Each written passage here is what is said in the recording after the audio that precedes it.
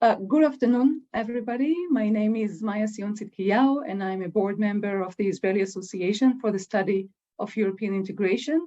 And together with Dr. Toby Green, we have been organizing this online panel titled Liberal Democratic Backsliding, Lessons for Israel from Hungary, Poland, and Turkey. In the last few weeks, Israel has come close to passing a threshold of rapid democratic backsliding, if indeed the independence of its Supreme Court and judiciary system is undermined. This is the general opinion among most legal experts, political scientists, and other scholars and experts inside and outside of Israel analyzing the legislative proposals put forward by the current government. I'll share with you the list of legislative proposals advanced by the current government and coalition. And you would be able to see in a moment that the phase of advancement of all of those processes. So this is just part of the proposals of legislation that has been put forward by the coalition or the government. And you could see in the red squares how advanced is it along the three readings in the Knesset. So I'm not going to go into the details, just that you'll see the pace of proposals, and those are other proposals that are being advanced right now. Democratic backsliding has been an ongoing trend in the world since 2005. The different indexes, be it the Freedom House, the Economist Democracy Index, and the Swedish Varieties of Democracies Index all show it. Europe, which has been the center of the third wave of democratic uprising between 89 and 91, after the fall of the communist dictatorships in the USSR and in Central and Eastern Europe, has turned in the past decade to be a focal point for democratic backsliding. And you could see here the Economist General Democracy Index from 2006 until 2021. This is not unique for Europe, but you can see on the left the Varieties of Democracies Index for a few Central and Eastern European countries. After the stable decades of democratic regimes, Hungary's democracy has been backsliding since 2010 and Poland since 2015. Turkey's backsliding is a slightly different story, as its democratic ratings were lower to begin with in the 2000s, but there too, a backsliding has been going on since 2011. Israeli academy and press has drawn parallels between the processes of democratic backsliding in those countries, and especially in Hungary and in Poland, to the policy plans that the Israeli Kohelet Conservative Right-Wing Institute and the legislative proposals put forward by Minister of Justice Yariv Levin and member of Knesset Simcha Rotman, the chair of the Constitution Law and Justice Committee. So to begin the discussion, one should note that unlike most democratic countries, Israel doesn't have a constitution. Since 1992, it has basic laws, but they can be legislated or changed or even cancelled by a simple majority in the Knesset. Israel's Supreme Court became activist in the 1990s and has cancelled about 20 regular laws so far. The extreme right-wing government in Israel puts one of its accusing fingers towards the Judicial Appointment Committee, stating that the judges, nominating liberal judges, which does not allow right-wing conservative government to rule.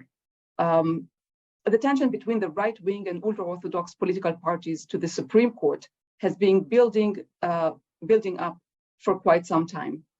And we can discuss further details during the second part of the panel.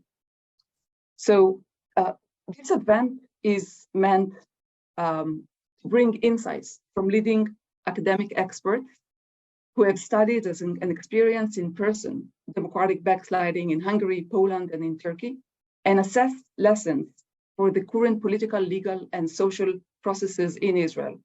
In the next hour and a half, we wish to touch upon different aspects of democratic backsliding, including loss of independence, the judiciary, as well as for the press, civil society, and academia.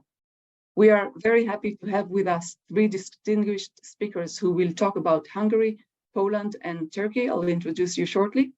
Each speaker will have 15 minutes to speak on her country, and they will be followed by 15 minutes of lessons to be drawn for Israel and parallels to Israel by two Israeli experts, and then we'll open for Q&A.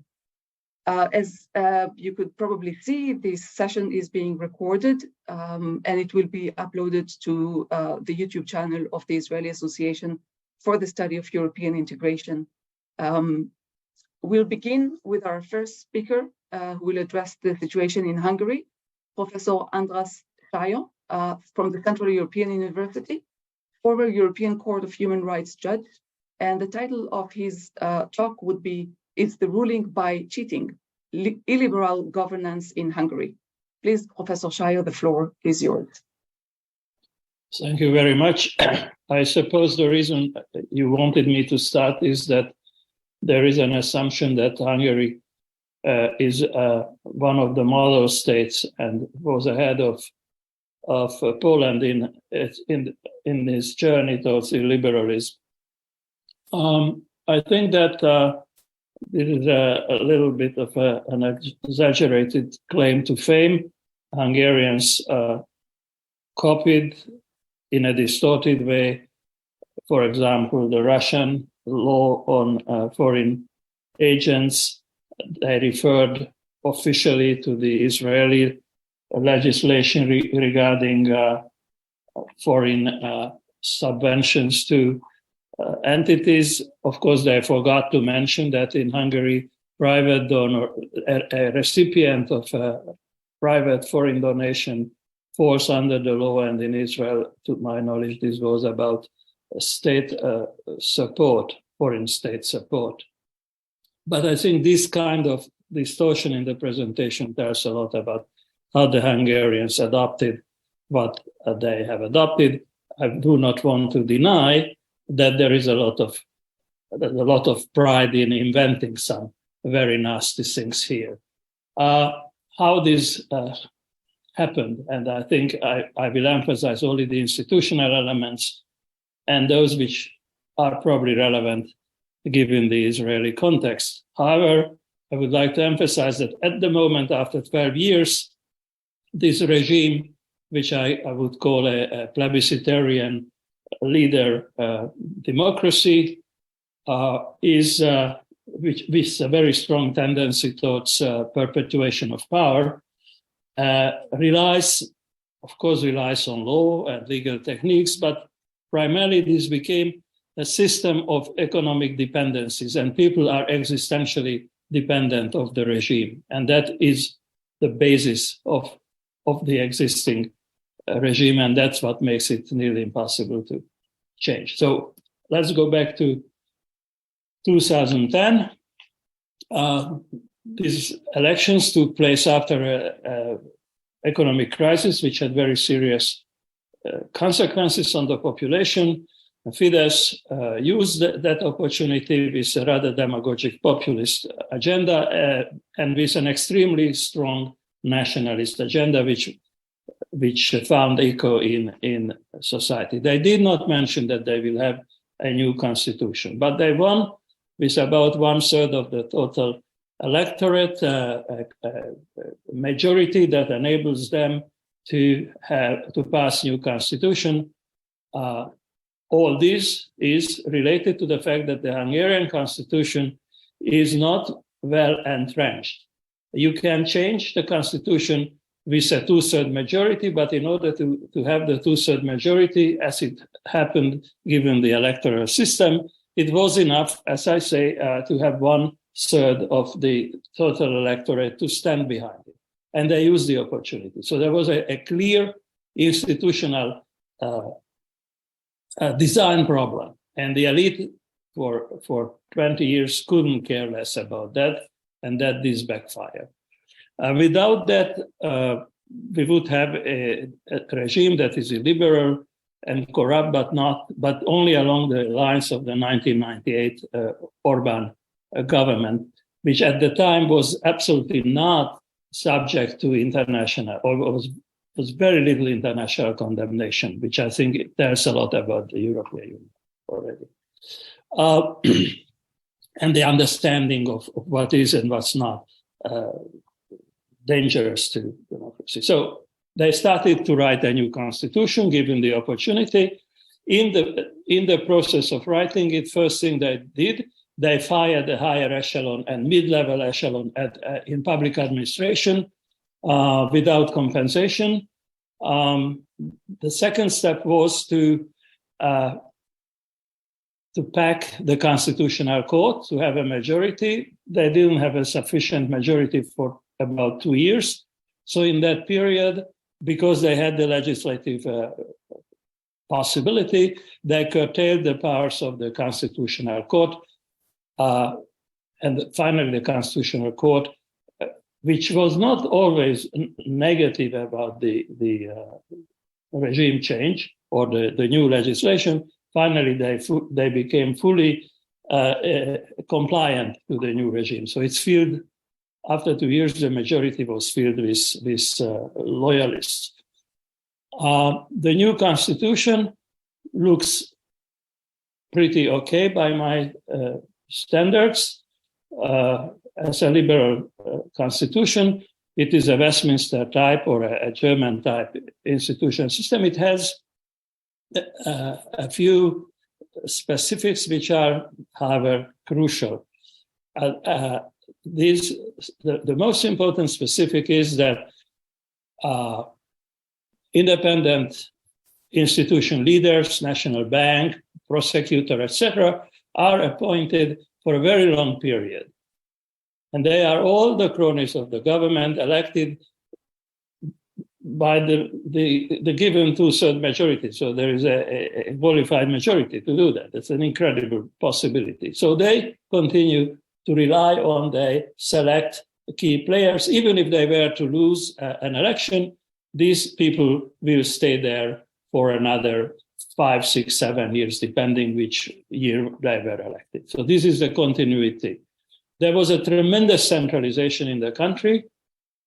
Local governments, especially when local governments went opposition or turned oppositional, their powers were completely eliminated. Their financing was cut, and their importance is not that important anymore. The last brick that I would like to mention here is the ordinary judiciary. The president of the Supreme Court was dismissed using the pretext that there is a new constitution and therefore his function, the Supreme Court, the name of the Supreme Court has been changed, so they have to have a new Supreme Court president, and they wrote an ad hominem law which precluded his participation. The European Court of Human Rights ruled that this is a violation of the convention. The judgment is still not executed after 10 years. Now about that. Now the 6 years, sorry. The next element that I would like to mention concerns cheating. And I give you just one example, which also explains how the power, the domination occurs and how the entourage of the government is enforced or enabled. There are, of course, public procurement rules, partly because this is required by the European Union and just because that's the way to do public procurement. You have a call. Now, the government has the power to declare that something is a matter of national economic importance. In that case, standard rules do not apply. Environmental review is simplified, no appeal to courts, expedited review, and so on and so forth. Or indeed, instead of a public bid, they just invite 3 or maybe even 1 company to carry out the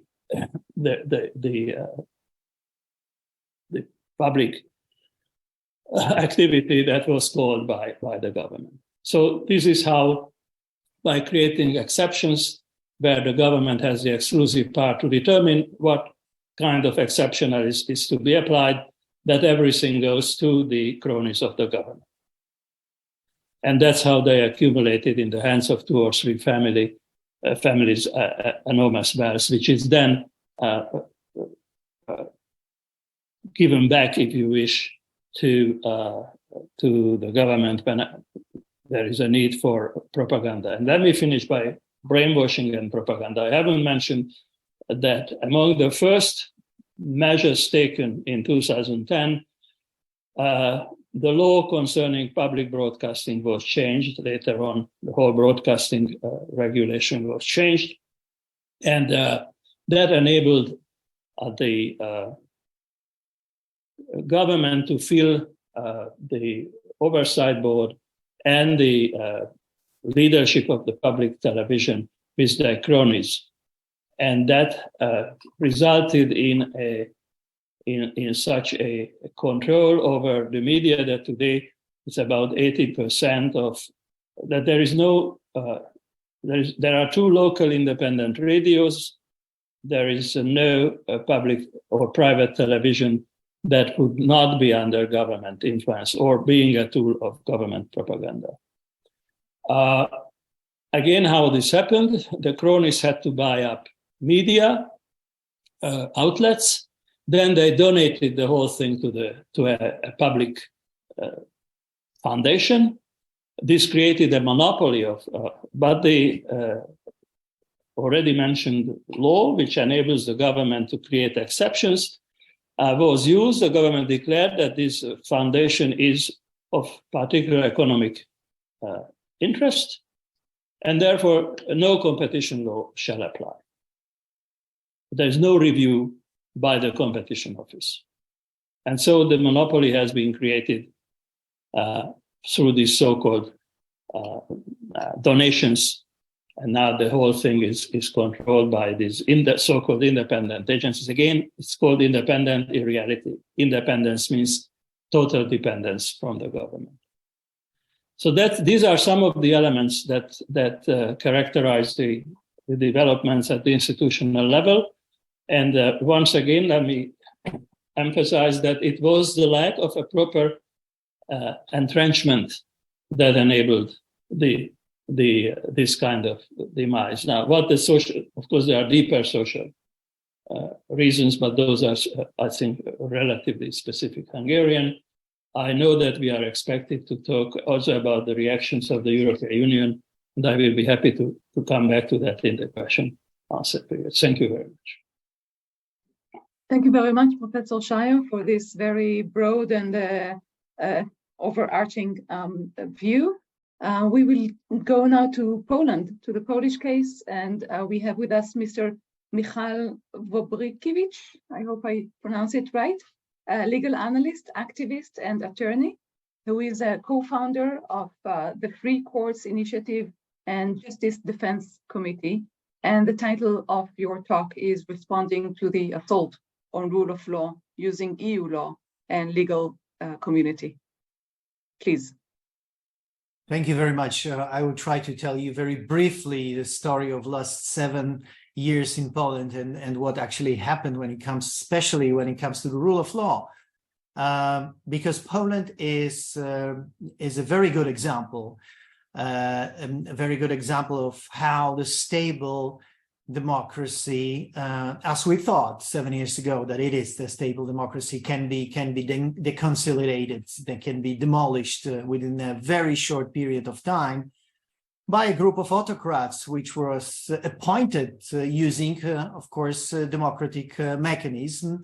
It happened in 2015 when, as I said, we believed that for 25 years, since 1989, we've been able to build a stable, complex democracy with all the fuses, all the institutions of democracy, with the independent Supreme Court, independent judiciary, independent prosecutor office, and constitutional court, and so on, and with, of course, with free media, quite well organized NGOs sector. So that was the state of the situation in 2015. And in 2015, Populist Party, of course, we could discuss for a long time about the reasons why it happened, could we prevent it, and so on.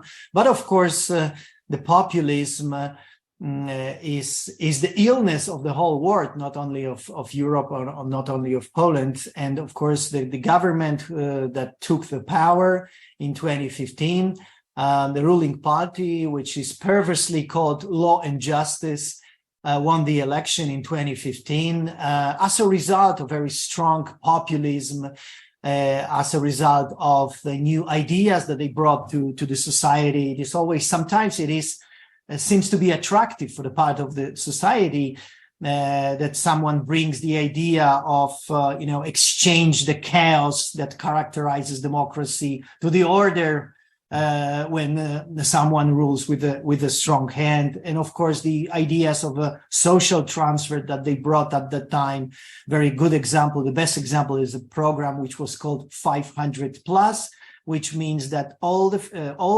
families in Poland are to be supported with the financial program from the state, direct money to the pockets of the families, 500 zloty for each kid, for each child in the family. So this is the program that was brought. That was a big success of the ruling party. But coming back to 2015, the ruling party, Law and Justice, won the presidential elections and won the parliamentary election. And we got back to because the key figures of the political scene in Poland are, the most significant figure is Jarosław Kaczyński. He's the leader of the party, of the Law and Justice Party. And we are actually getting back to the system from the communist regime time, when the leader of the party was the leader of the nation, a leader of the country. So he doesn't take any formal position in the government. He's not the prime minister. He's not the minister. He's not the president, but he's the chairman. He's the leader of the party, but he makes the decision. And at the same time, the president and the prime minister and the whole government is like a theater of puppets. They are following the orders from the headquarters of the ruling party, from the leader of the party, from Jarosław Kaczyński. But the president is very important from the formal point of view. He is the man of no charisma. I mean, Andrzej Duda. He's the guy that follows orders. He even has a nickname, the Pen, in Poland, because he signs everything, what is delivered from the government, from the ruling party. But he's important from the formal point of view, because in our system, president signs all the laws passed by parliament. And at the same time, he is very important from the point of view of the judiciary, because he signs all the appointments when it comes to judges, to justices of the Supreme Court. He signs all the promotions of the judges. So from the formal point of view, he plays a very important role. And the third person is the Minister of Justice. In 2016, just after Law and Justice started to rule, they joined two positions, the position of the Minister of Justice and the position of the Prosecutor General. That was a very significant moment, because since that time, the guy who is the member of the government, he takes the political power, and at the same time, he has a full control over the prosecutor office. And since that time, since beginning of 2016, this prosecutor office is not the public office. It's not the public office that serves to the society. They serve to the party only. What actually happened at the beginning? The first very fast assault on a major democratic institutions started in 2015 and 2016. What was the first target? What were the first targets of this assault on the democratic institution? First of all, Constitutional Court. Constitutional Court is a special court in Poland, which is responsible only for assessment of the constitutionality of all laws passed by parliament. So actually it is the protection from the constitutional point of view. It is the protection of minority against majority. If the majority in the parliament passes the law which is unconstitutional, then theoretically, according to the constitution, independent constitutional court comes and can assess if this law is constitutional or not. So that was the first target. And they paralyzed in a very brutal way constitutional court within 1 year. Within 1 year, until the end of the 2016, constitutional court was totally paralyzed. So since that time, Poland doesn't have the constitutional court. We do not have any systemic way of protection against unconstitutionality of law passed by parliament. Second target, of course, prosecutor office. As I said, when they joined the position of the prosecutor general and the minister of justice, prosecutor office is under full control, is fully captured by the government. So, for example, we didn't face any criminal charge against anyone from the circle of the government. At the same time, we have dozens of charges against Polish lawyers, members of the opposition, members of civil society, members of legal community. So this is how it works. It serves to the ruling party, and public media, public television, and radio, and mainly television. It was captured also at the beginning, and since that time, it serves as a huge propaganda machine. I remember when I was a kid, I remember how the public television looked like during the communist time. Of course, it was also the propaganda machine at that time, but sometimes I have an impression that it was more sophisticated at that time. Right now, it's so primitive. It glorifies the government all the time. It glorifies all the activities of the government and the ruling party, and at the same time very strongly criticizing or even bringing the hate speech, hate campaigns against the opposition, against the European Union, against the legal community, civil society, and so on, so on. So this is a very, very important factor in the dismantling of the democracy in Poland. And fourth point is the electoral system. Since the beginning, ruling party started to dismantle the electoral system. So they changed many laws with a simple majority in the parliament, because on the opposite to Hungary, Polish government and the Law and Justice Party didn't have a constitutional majority at the beginning. They actually won first election with 37.5% of votes. And thanks to the electoral system, DONT system of counting votes, they got 51% in the parliament. And with that simple majority of 51% of votes, they were able to change everything. So, of course, all of these actions, most of these actions were unconstitutional, but thanks to the paralyzing of the Constitutional Court, they are able to do whatever they want. But at the same time, Constitutional Court also serves them as legitimization of all the actions, unlawful actions, because if the government do something against the European Union law or any constitutional standards, they go to this Constitutional Court, which is, as I said, completely subordinated to the government, and they ask them for legalizing of their actions. And of course, this subordinated Constitutional Court do whatever they want and follow any instructions, any orders from the ruling party.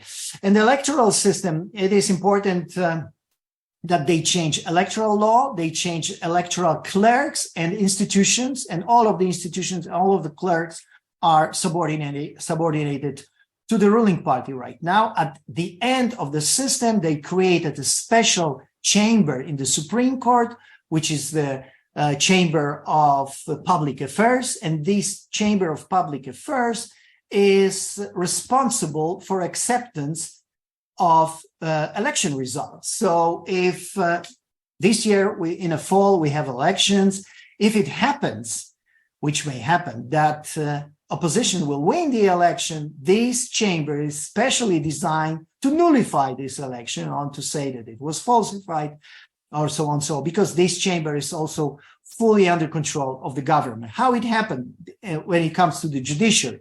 2017, that was the most important year. The moment in the middle of vacation, the government brought three fundamental laws: the law on the Supreme Court, the law on the National Judiciary Council, and the law on the common courts. And you wouldn't imagine what they proposed in the first row when it comes to the Supreme Court, the horror of the horrors for lawyers, to expel all the justices of the Supreme Court and to let the Minister of Justice appoint them again to the Supreme Court. Of course, only those who are serving to the government. That was the first idea. After many protests, they decided to expel only those who are over 65. Among them, Chief Justice of the Supreme Court in the middle of her constitutional term, because we have 6 years constitutional term of office for the Chief Justice of the Supreme Court. So they decided also to expel her from the office according to the law, to the legislation that they passed in the parliament with a simple majority, of course, violating the constitution. National Council of Judiciary. This is the most important target, the most important body when it comes to the independence of judiciary, because according to the Polish constitution, National Judiciary Council is the guardian of independence of judiciary, is the guardian of independence of judges. And from the practical point of view, this is the body which is responsible for appointment of judges, appointment of justices of the Supreme Court, and promotion of judges. They prepare the motion for the president to be signed for the promotion of judges. So since that time, since 2017, the National Judiciary Council, because they changed the law, the National Judiciary Council is 25 people. Among them, you have the representatives of three branches. You have the representatives of the executive power, of legislative power, and finally, the majority, 15 of them, are the representatives of the judiciary. But they should be appointed by the judiciary. They should be appointed by their peers. But according to the constitution, and the government changed that simple law, saying that now these 15 representatives of judiciary are to be appointed by the simple majority in the parliament. It was, of course, huge violation of the constitution, but they didn't care about it. And since that time, this National Judiciary Council started to be the factory of judges, actually. They pumped into the system 3,000 new judges and justices of the Supreme Court. We have 10,000 judges in Poland, but they pumped almost 1/3 of the system inside. So on the other side, they created a special chamber in the Supreme Court, which was called the disciplinary chamber. That was actually the special court created completely from the scratch by current government and staffed fully by their people. So they had the kind of pump in the system. From one hand, they had this National Judiciary Council to pump into the system their judges. And on the other hand, they had this disciplinary chamber to repress judges, to pump out of the system those who are not following the line of the government. That was the pump that they created at the beginning. And of course, they changed also the law on the common courts. They changed the disciplinary rulings, they changed the disciplinary proceedings against judges. They changed the way how to appoint the presidents of the courts and many other things. So since that time, they have, from the systemic point of view, they have a full control of the courts. They have a control of the Supreme Court. They have a control of the common courts and administrative courts. But what is a very important factor is the braveness and the courage of Polish judges who started from the beginning, from 2015, 2016, 2017. They started, not only judges, but the whole legal community started resistance against all these changes.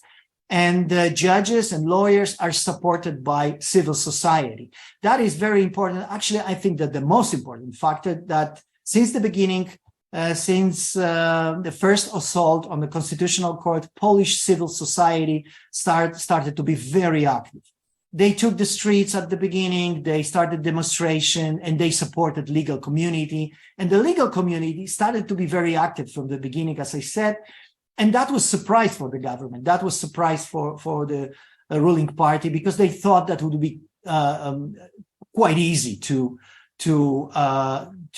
clash, to beat the and overhaul the Polish legal community. It didn't happen. Until today, Polish judges are very brave, and we are facing enormous amount of repressions against Polish judges, Polish independent prosecutors.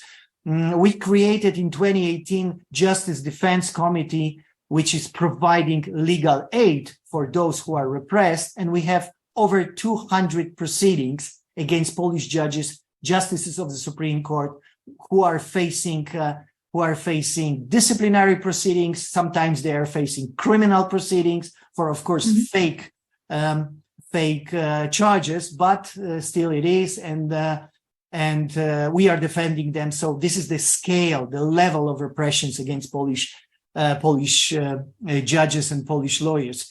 Because we have not much time. One sentence to conclude. Yeah, one sentence to conclude. Of course, I didn't have a chance and didn't have a time to tell you about the role of the European institutions.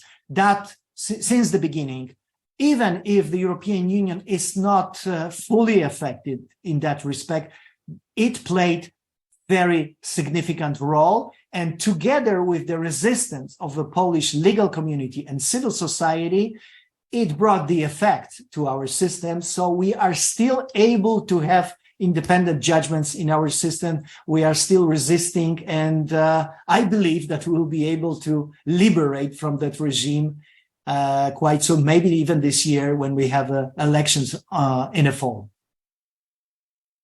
Thank you very much. And I very much wish to share with you this optimist thinking.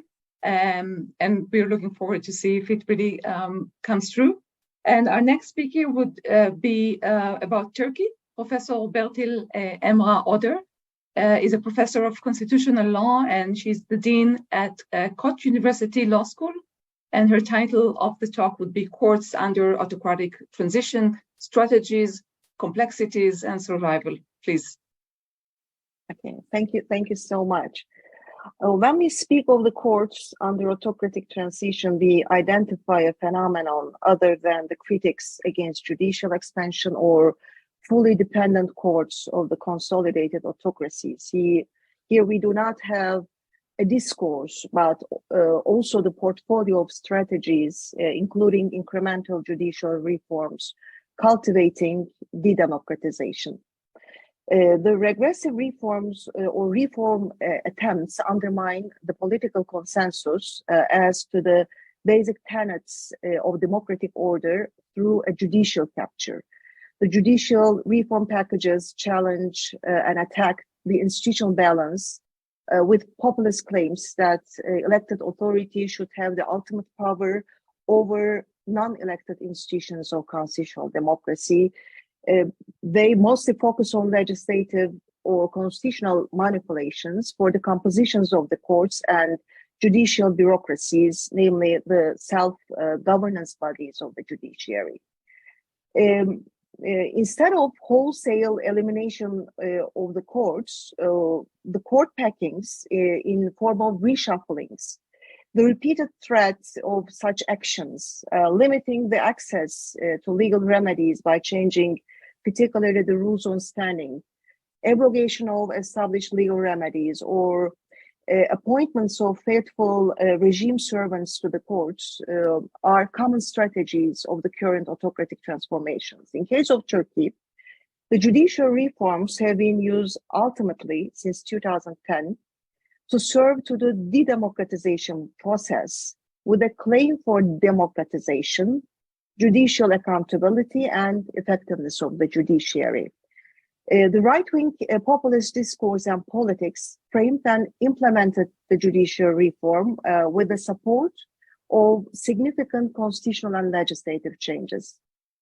The major constitutional change in 2010 was supported by the European Commission explicitly, but further changes explicitly, especially those adopted after 2017 under the referendum on presidential system, marked a departure of Turkey from the Europeanization. After 2016, the EU Commission referred to the democratic backsliding of Turkey in its annual and country-specific reports. And as observed in Turkish case and in many comparable cases, the judicial redesigning that target particularly the judicial self-governing bodies, apex courts, and the constitutional judiciaries has not stopped by adoption of one single package. There have been different types of interventions manipulating the institutional arrangements and guarantees as regards the constitutional framework and as regards the legal system in general. Nonetheless, the successful adoption of the initial package that includes the most decisive and powerful measures for autocratic transition has played the crucial role to weaken the constitutional balance. This, in fact, enabled the regressive actors to make further changes for consolidating autocratic checks. Furthermore, the success of the initial attempt empowered the right-wing populism as a legitimate actor to rectify the legal profession in general. The success of the initial reform created some sort of a chain of so-called judicial reforms in Turkey to hold the judiciary accountable and respectable to the elected governments.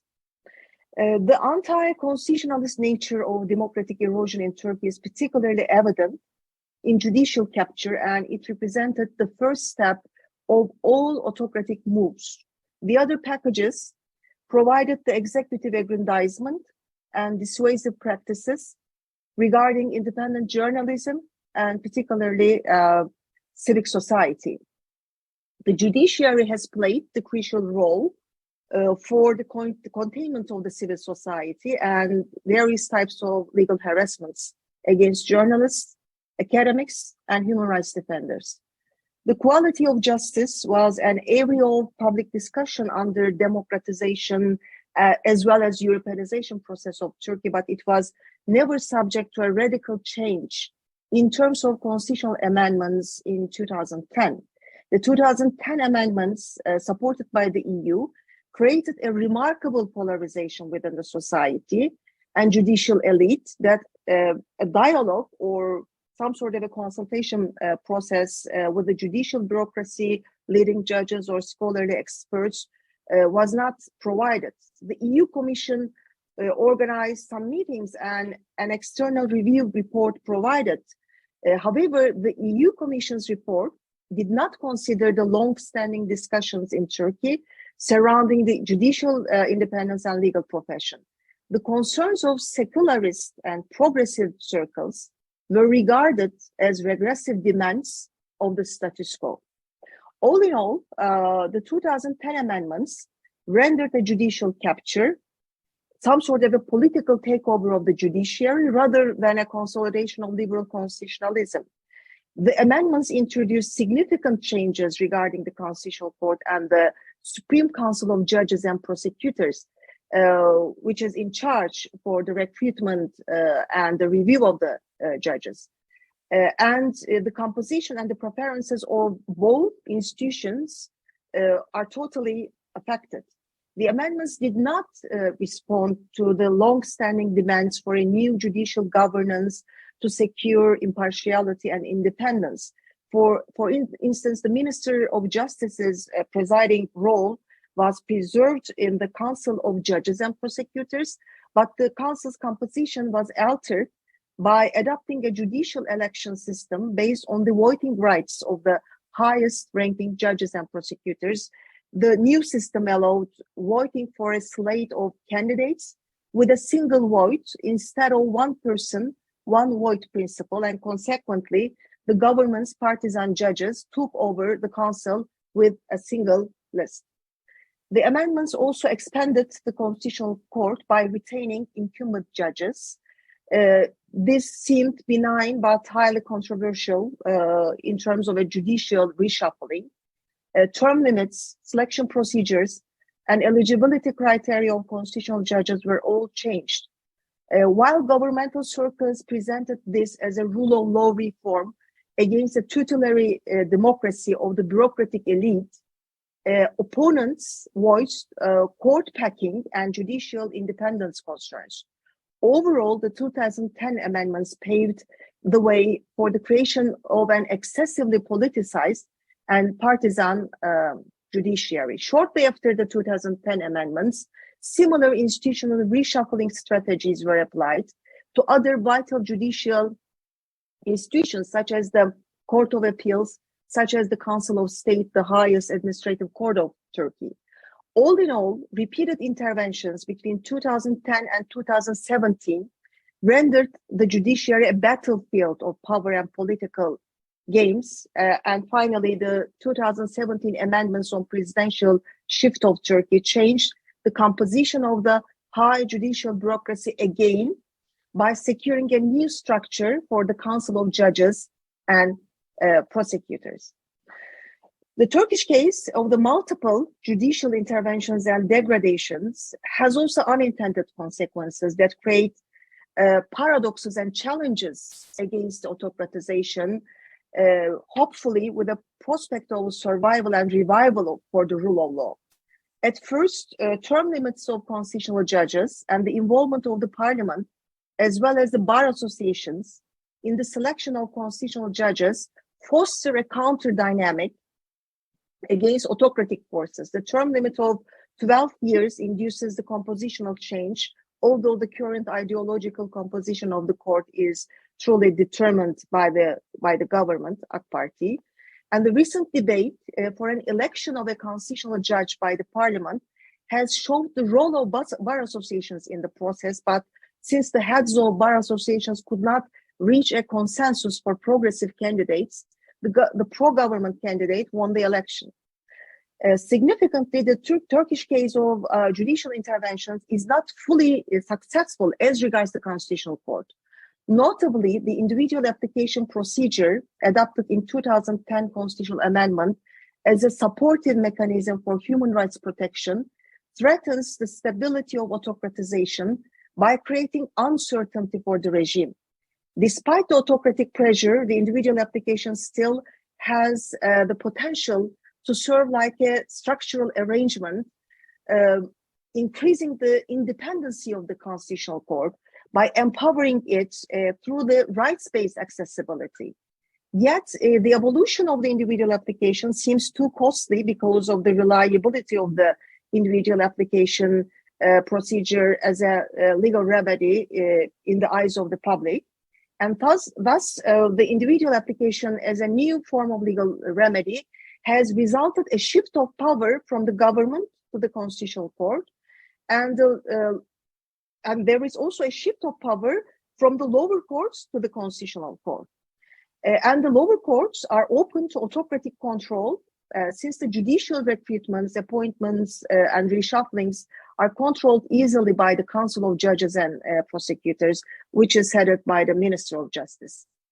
The recent re-election of the Chief Justice of the Constitutional Court, who is not a strong ally of the government and known with his dissenting opinions against autocratic attempts, demonstrates also the resilience of the pro-democratic power structures within the Constitutional Court.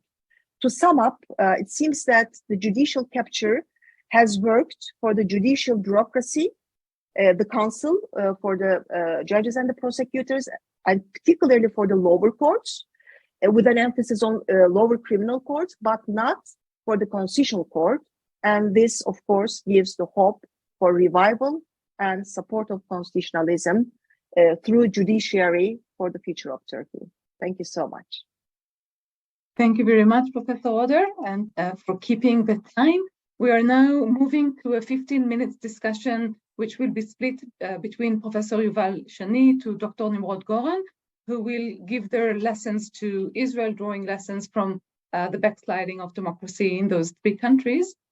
Professor Yuval Shany is from the law faculty at the Hebrew University of Jerusalem, and he is also a senior researcher at the Israeli Democracy Institute. Yuval, please. Okay, thank you, Maya, and thanks all the others who have spoken before me. It's a very interesting panel, and indeed comparisons are very interesting to understand what is happening, what are the possible futures that a country like Israel that is now facing some of the developments that appear to have some overlap with developments that we have seen in other in the three countries that were discussed, where it would be heading. And I would also say that comparisons are also used in our current situation as a legitimizing tool in the public discourse, because those who are advocating for the so-called legal reforms are actually relying heavily on the laws and practices of other countries.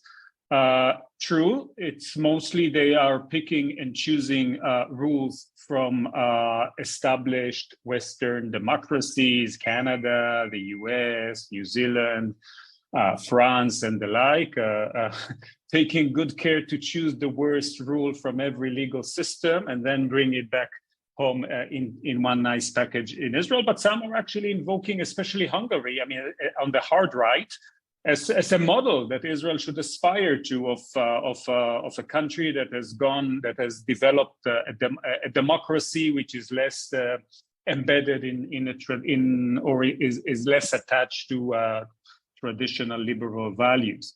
But of course, comparisons also have to be taken with a grain of salt. I mean, it's like in Anna Karenina. I mean, every happy family is similar, but every unhappy family is unhappy in its own way. And indeed, as Maya already mentioned, I mean, when drawing lessons for Israel from what has happened, especially in Poland and Hungary, one has to take note of similarities, but also of differences. So in similarities, I would say that the playbook is quite similar, and there has been a lot of literature in the populist literature about the populist playbook. So we are seeing this pincer movement of weakening in democratic institutions and overtaking democratic institutions. So the weakening could be taken by some technical changes in the way in which judges are selected, or in the age of retirement, or with term limits. It is also weakening through limiting the powers of the different institutions. It's also weakening through delegitimization by castigating some of the institutions, using populist rhetoric as being hostile to the good of the people, being detached elitist institutions. And this reform, at least in Israel, is being presented as bringing democracy back home. I mean, rendering the voice of the authentic people more conspicuous. And at the same time, there is overtaking. So it's the weakening and overtaking. And that has, of course, it's quite similar to what we heard with regard to Poland and Hungary. In terms of maybe a couple of differences, which could be maybe in terms of similarity, I will also know that this idea about illiberal democracy also has some resonance in the Israeli culture wars. I mean, the reform is being pushed by a certain part of the electorate, which is more, which has, let's say, greater attachment to religious values, to family values, to conservative values, and sees these judicial reforms as a change that would allow these values to be more prominent or more effectively implemented in public life. And we know that we have seen maybe less so in Hungary, but quite clearly although in Hungary there was rhetoric about Christian values and the like, we've seen in Poland actually a very strong connection between the legal changes and also societal changes, especially in matters such as women's rights, LGBT rights, and the like. Where I think there are a number of important differences that could be spelled out, and I realize my time is short. I will mention, as Maya said in the beginning, Israel has a strong rule of law tradition. It has strong rule of law institutions, but these institutions are constructed on shifting sands. I mean, the court has developed a very, basically a human rights jurisprudence on the basis of Israeli common law, with limited reliance on explicit statutes. Israel does not have an explicit constitution, but a few basic laws, which implicitly, not explicitly, give the court power of review. A lot of the rule of law infrastructure in Israel is based on the influence of legal advisors that serve in governmental ministries and have served effectively as the long arm of the Supreme Court by basically indicating to government ministries what the court would allow and what the court is not likely to allow.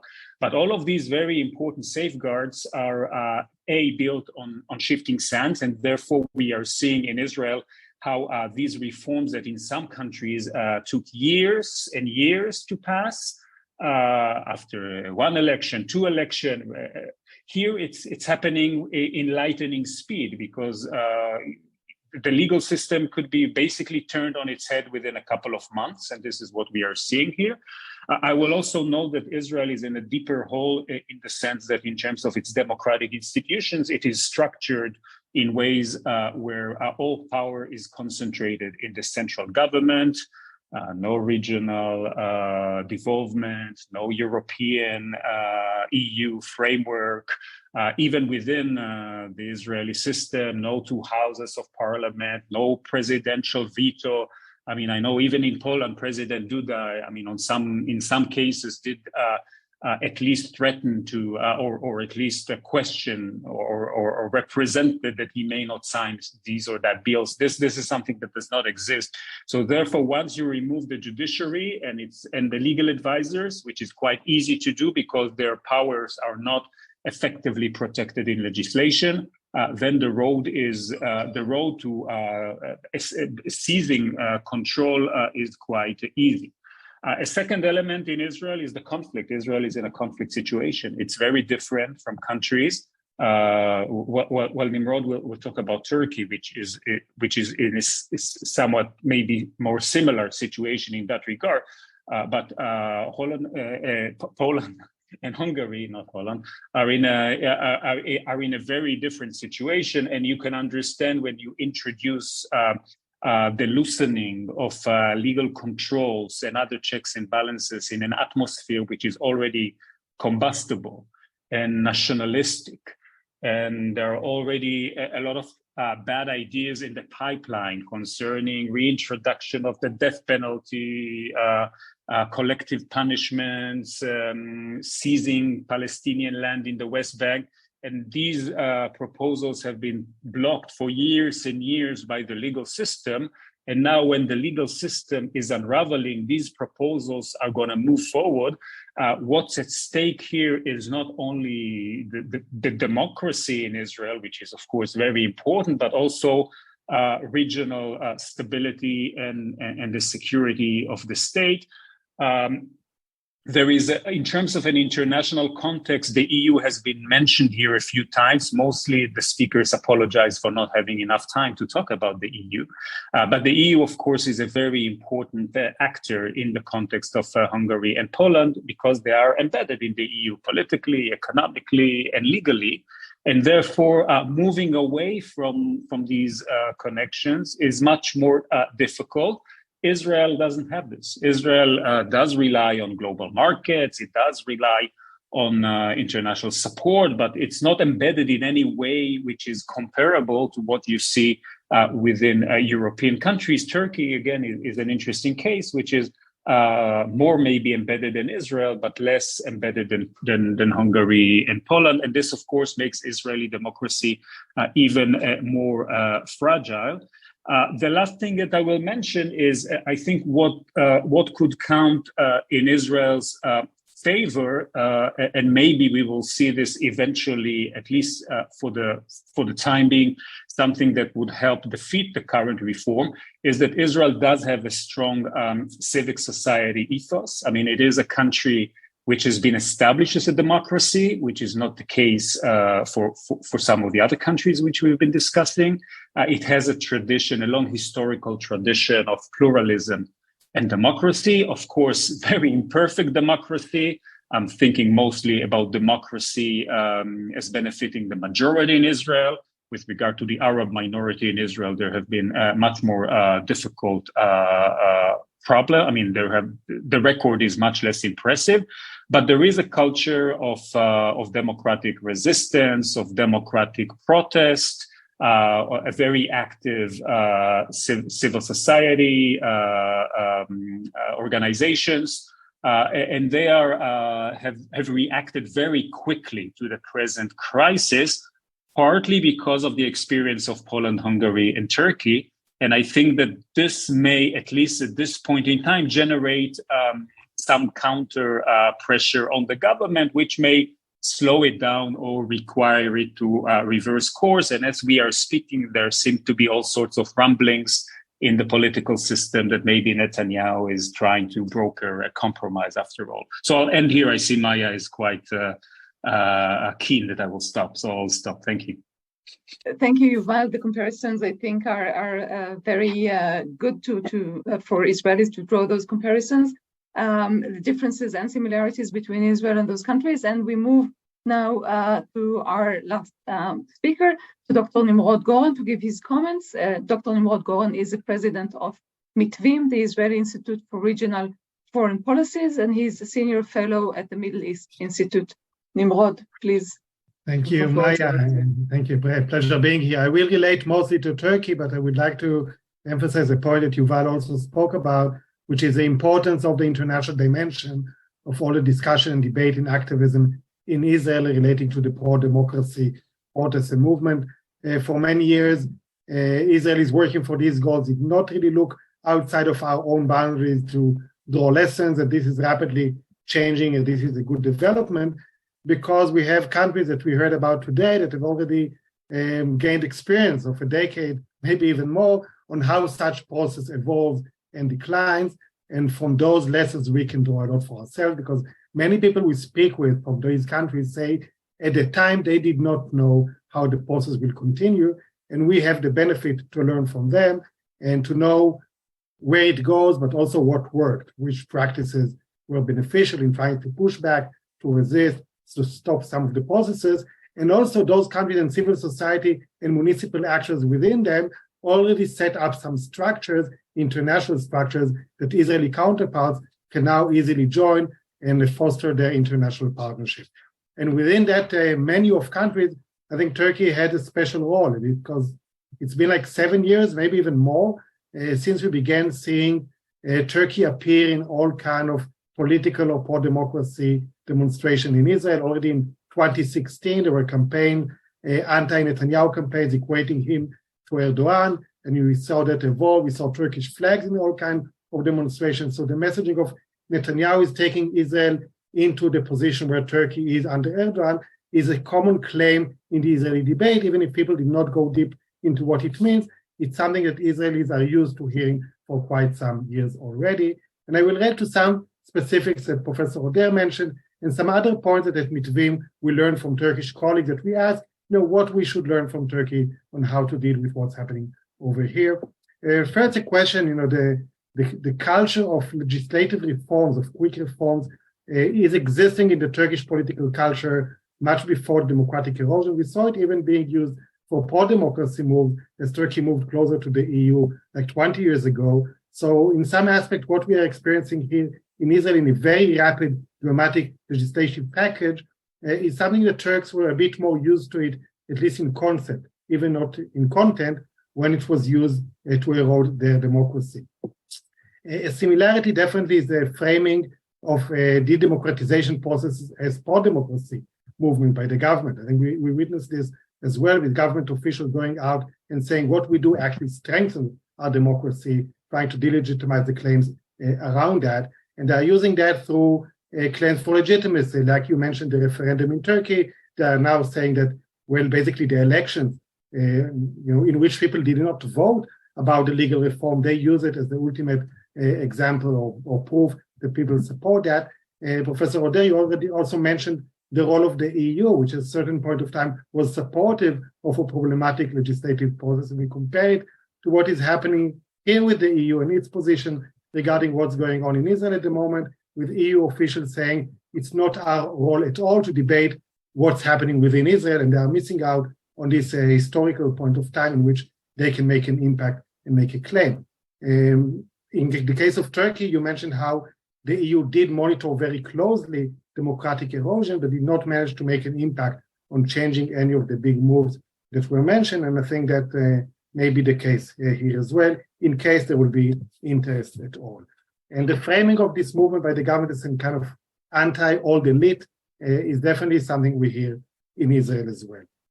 Generally speaking, what we've been hearing from some Turkish colleagues is first, take responsibility, do not expect the international community to come and save us. So there will not be international action that will reverse course. International support, backing that we can generate will definitely help the struggle, the domestic struggle of the pro-democracy movement in Israel, but it will not be the solution on its own. The importance of unity within the opposition was referred as a very important component by our Turkish friends. We see what's happening toward the upcoming Turkish election, the struggle for unity within the opposition, also the integration of legitimization for the national minority within Turkey, like the Kurdish population. And we see how there is a growing need to integrate Israel's Arab society into the democracy movement, not excluding them from this process like it's happening and like is advocated by some of our colleagues within the camp.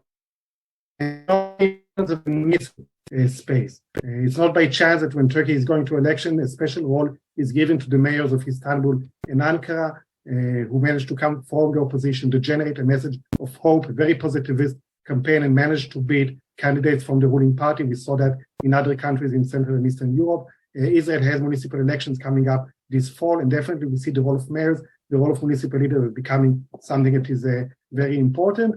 And finally, maybe the resilience over time. We see what's happening at Boğaziçi University, the struggle of academics to ensure their freedom week after week for 2 years or so. This is not a very short period of reforms. We need to keep the struggle going for a long time.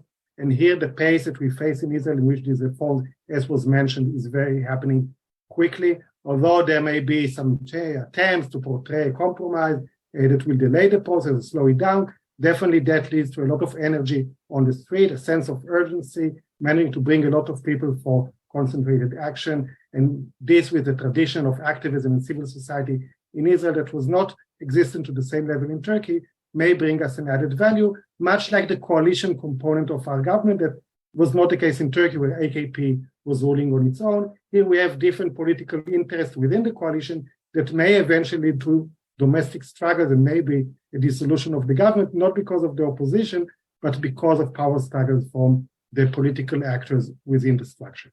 So I'll stop here and thank you very much. Thank you, Nimrod. So as an Israeli Association for the Study of European Integration, I wanted to put some emphasis on the EU's role. And Professor Sajó, if you would like to address perhaps that point, and perhaps later Professor Oder and Mr. Wawrykiewicz, you have already addressed that, but if you wish to address that question, I think that could give us as an association some perspective about the EU's role in slowing down those backsliding of democratic processes in Hungary and in Poland. So Professor Sajó, would you like to address that? And then we will open for questions and answers from the audience. Well, before trying to emphasize that there are some efforts at the moment on behalf of the EU to slow down this process, I would like to start by saying that it was the EU that enabled all these things. They closed their eyes, they didn't care, they gave legitimacy and support and money. And that was decisive. And they did not want to realize what's going on, including situations where EU commissioners being invited by Russian middlemen came to Hungary to make it possible that the Russians build a nuclear power station, creating total energy dependence. One more example on the legal. It's illegal when the Hungarian judiciary was confronted with mandatory retirement by changing the retirement age. The European Court of Justice considered this a matter of age discrimination and not a matter of attack on judicial independence. And they did not require the restoration of the managerial positions. So basically, all the court presidents could be replaced by the Hungarian government without being challenged for that by the EU. So this is part of the story. They still don't want to consider this to be a problem of democracy or of fundamental values, although there is now a little bit of a movement in that direction. It is strictly within the concept of the rule of law, which is, of course, an elusive concept. So they do not want to turn this into a political issue, neither at the level of the Commission nor at the level of very important member states. Nevertheless, we did see a few movements of funds. One, France, that we don't know what kind of deal they cut yesterday. The last point, which is probably more promising, that finally, as a middle-of-the-road solution, they invented the conditionality mechanism. So now a certain amount of EU money is not disbursed unless Hungary will cope with some reforms which are not clearly spelled out. What do they expect? So it's very funny from the perspective of the rule of law. The Hungarian government already before that mobilized the population against Brussels. Brussels is now the enemy, the equivalent or even worse than what the Soviet rule was. And public opinion is moving in that direction. So at least among the voters of Fidesz, it seems acceptable to get out of the EU. In other words, Hungarian Brexit, Huxit, is not out of question. And the government does everything in that direction because they don't have the money to be used for their cronies. And now they try to get investment, very problematic investment from China. And that's what is the reality. Thank you. Thank you, Professor Sajó. Professor Oder, would you like to shortly address that question? Yes, sure. When we speak of the relationship between EU and Turkey, we should always keep on our minds that there is an association agreement between Turkey and the EU dated back to 1964. And Turkey has still the candidate status before the EU. However, as regards the normative role of the EU for the Turkey, we have to put an emphasis on the fact that beginning from 2016, the EU has lost its normative power.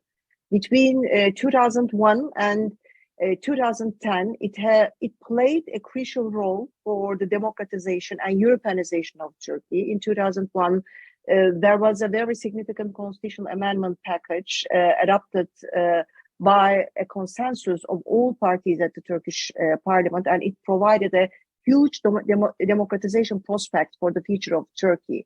In 2004, again, there was another constitutional amendment package, and there were too many legislative changes. And EU provided different types of progress reports and different types of bilateral agreements with Turkey as regards customs union, as regards market freedoms, however, with an emphasis on the protection of human rights and the quality of justice.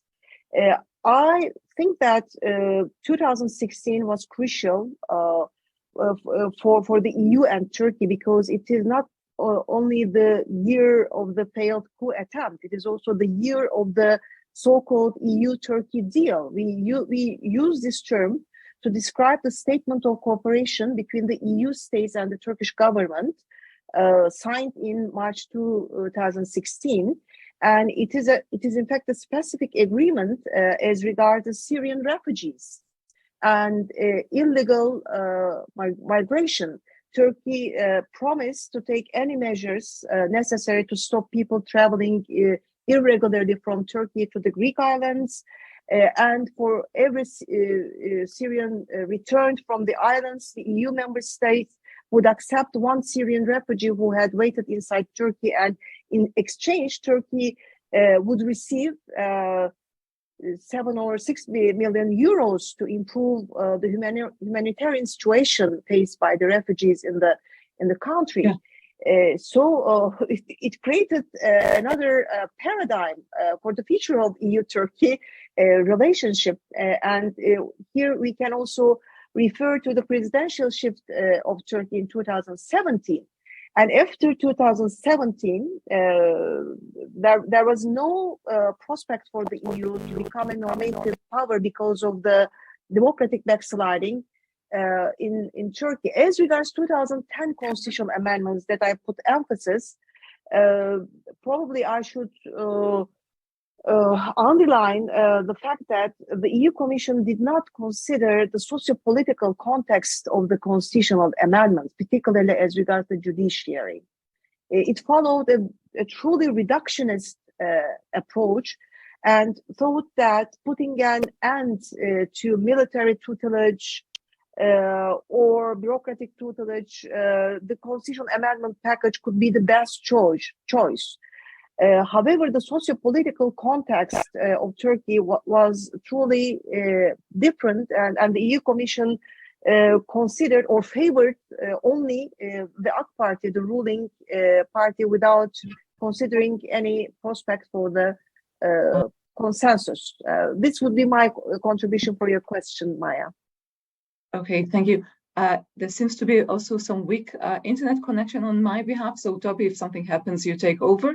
Thank you so much, Professor Oder. And Mr. Wawrykiewicz, would you like, you've already referred to it, but would you like to add one small note and then we'll go to questions? Yes.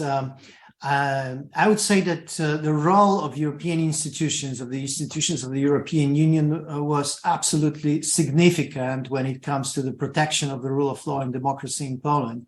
Even if from the academic point of view, we would have to admit that European Union is not efficient to stop that regimes like Poland or Hungary. But from the point of view of activist and practicing lawyer and the point of view of civil society, so many things happened and so many mechanisms were used by European Union institutions, and so many verdicts, judgments were issued by a court of justice in Luxembourg that helped us to survive, that helped our judiciary and Polish judges to survive and to be able to, to use these tools on the battlefield for the Polish rule of law. So the full range of tools when it comes to the instruments that are provided by the treaties were used by European Union institutions, starting from the Article 7 procedure, which was triggered by European Commission in 2017 against Poland for the first time in the history of the European Union. Then it was triggered by the parliament against Hungary. But unfortunately, it appeared that this tool, which was called nuclear weapon, appeared not to be effective because it is a political tool. It needs unanimity of votes, and the Polish government and Hungarian government cooperating and each other, they are blocking this procedure. because, as I said, it requires unanimity. But at the same time, European Commission started for the first time in the history of the European Union infringement procedure based on the Article 19, which provides the guarantees for the independence of judiciary, and it turned out to be effective against Polish government. The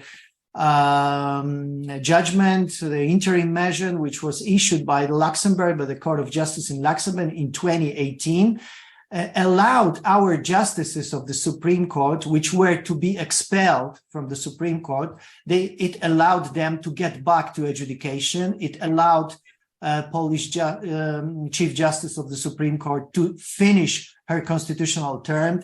So in some cases, those instruments, those tools used by European institutions turn out to be effective. But in general, I would answer that, unfortunately, European Union does not have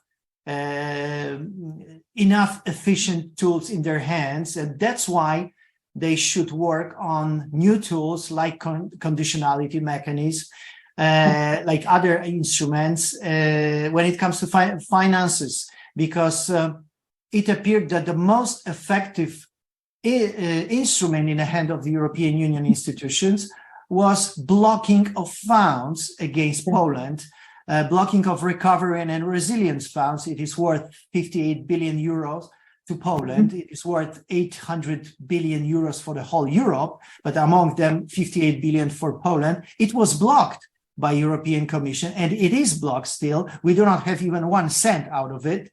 And it appeared to be the most efficient tool in the hand of the European institutions. So, summarizing, I would say that the European Union is facing, for the first time in their history, in the history of the integration of the European Union, they are facing for the first time situation of such open violation of treaties, open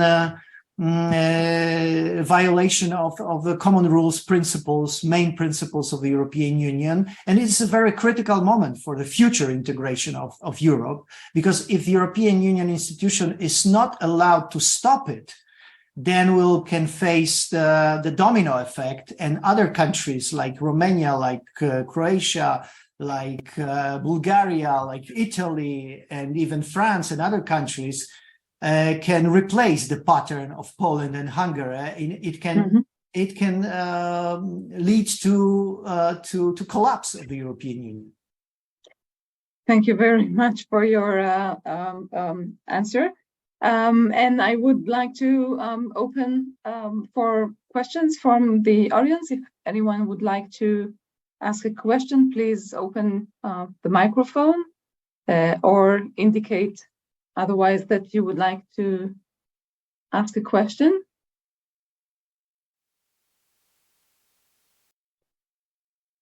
Yes, Ali Akar, I see your hand raised. Hello. Thank you very much for this wonderful panel. I really learned a lot. And I have a remark to make about Professor Uder's presentation concerning the individual application mechanism of the Constitutional Court in Turkey. So, Professor Uder, you said we can have a hope based on the so-called liberal or progressive judgments or rulings of the Constitutional Court in its individual application mechanism. Can we really trust the Constitutional Court in a sense that when you look at the so-called politically sensitive cases, we don't see those liberal or progressive judgments to be expected from the court?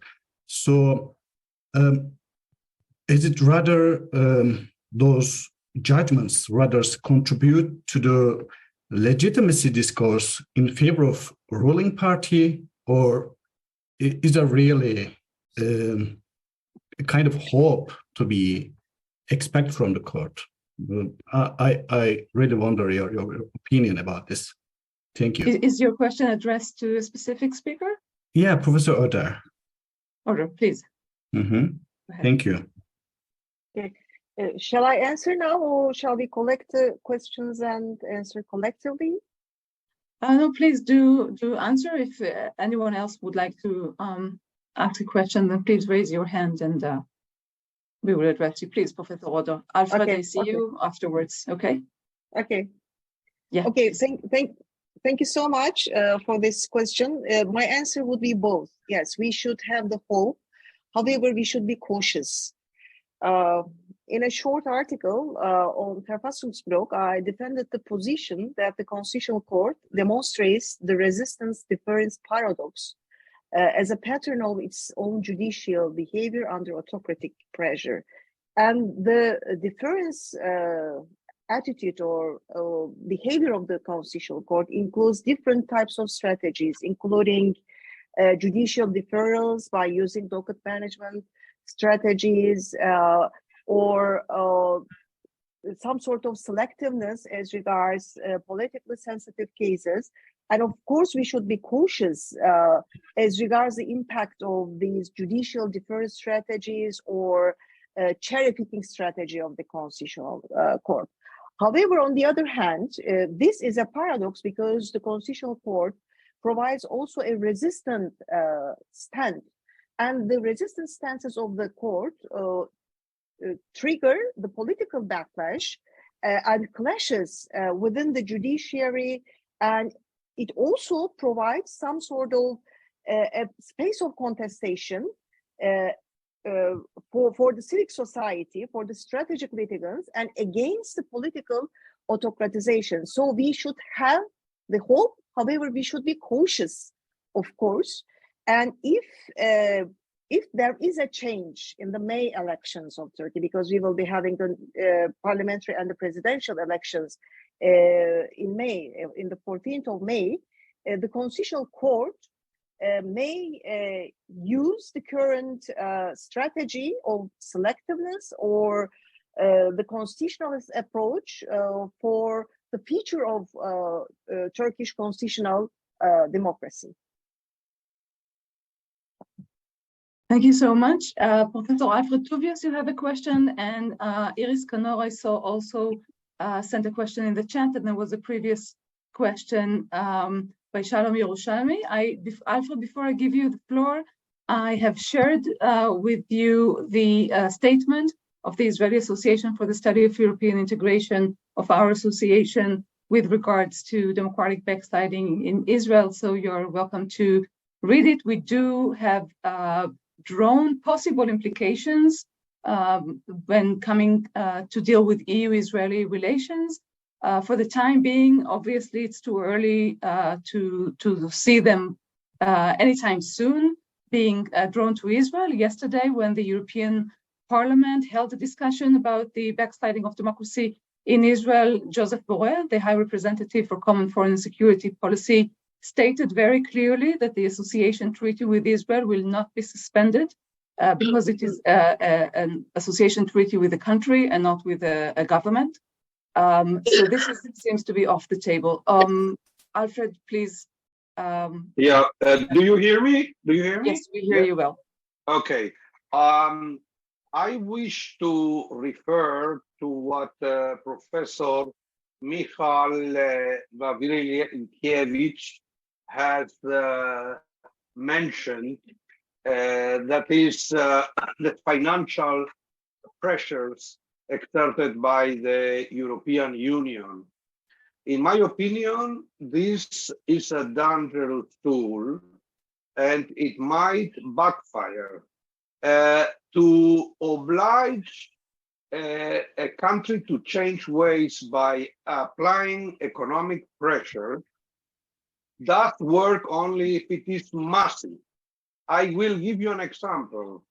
All Israeli citizens, being from the right or the left, and I include here even religious extremists, understand that if the United States apply stiff economic sanctions on Israel, we will capitulate because this is massive, too important. On the other hand, in my opinion, the sanctions that are imposed by Brussels on the Hungarian government might backfire because, on the one hand, they are not massive enough to make everybody think twice, but on the other hand, many people that don't understand very well what is at stake become anti-European.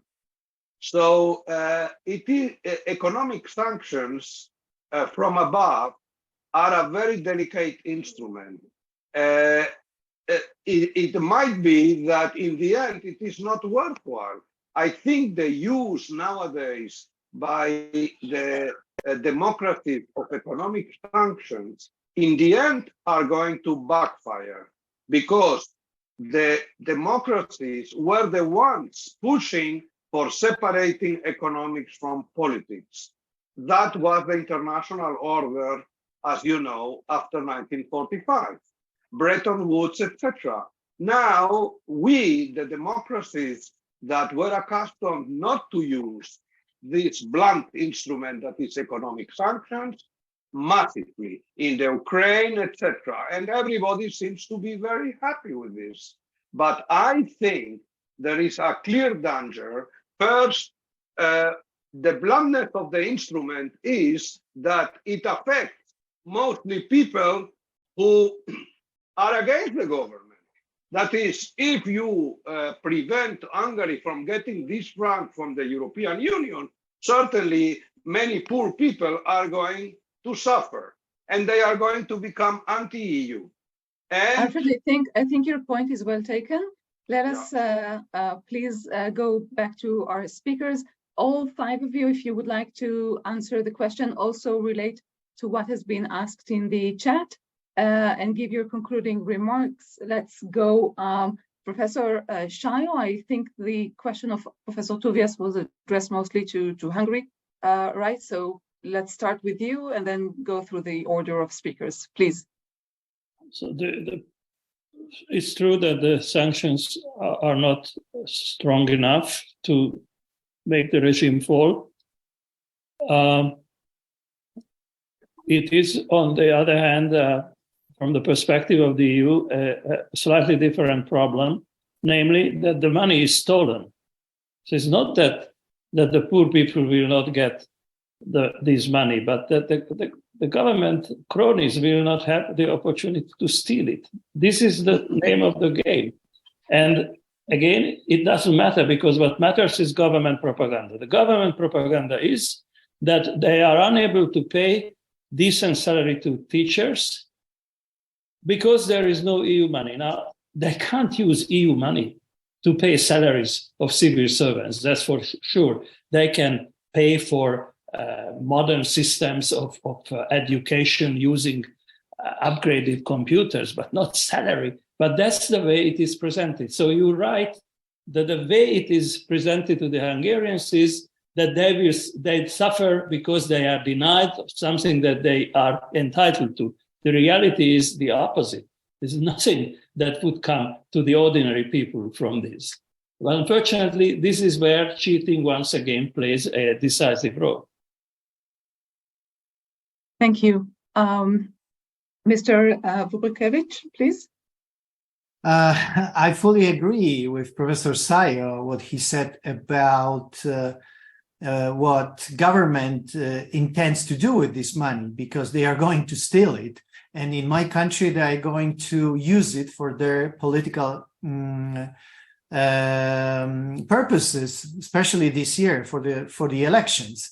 And unfortunately, responding to your remarks, Mr. Tobias, Poland, it is not the case of Poland when it comes to the society and the understanding of European sanctions, because 80% of Polish society are supporters of the European Union.